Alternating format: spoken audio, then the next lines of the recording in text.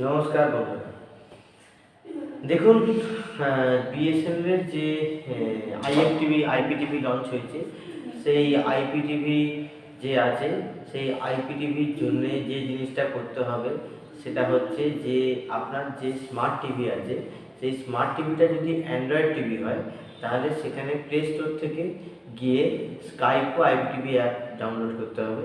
আর যদি সেটা Android TV না হয়, যদি স্যামসাং বা এলজির মতো টিভি হয়ে থাকে তাহলে সেখানে দেখবেন অ্যাপ স্টোর থাকবে। তাহলে হয় প্লে স্টোর থাকবে অথবা অ্যাপ স্টোর থাকবে, এই দুটোর মধ্যে একটা থাকবে।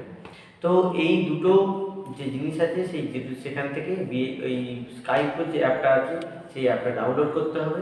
এই ডাউনলোড করার পরে তো আপনি বুঝতে পেরে গেছেন যে আলটিমেটলি যে এইটাতে এই অ্যাপটা পেয়ে গেলেন।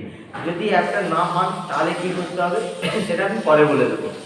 এখন যেটা করতে হবে সেটা হচ্ছে যে আপনার যে গুগল প্লে স্টোর আছে আপনার ফোনেতে, সেই প্লে স্টোর থেকে কী করতে হবে না, প্লে স্টোর থেকে আপনাকে স্কাইপো সেলফ কেয়ার অ্যাপ ডাউনলোড করে নিতে হবে। ডাউনলোড করে নেওয়ার পরে আপনি কী করবেন, আপনার যে আইপিটা আছে সেই আইপিটাকে রেজিস্টার করলেন। রেজিস্টার করার পর স্কাইপো সেলফ কেয়ার অ্যাপের মধ্যে গেলেন, যাওয়ার পরেতে সেখানে আপনি রেজিস্টার করলেন।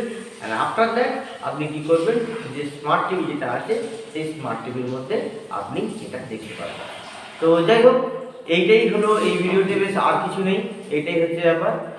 আমার চ্যানেলকে লাইক করুন, কমেন্ট করুন আর সাবস্ক্রাইব করুন। নমস্কার।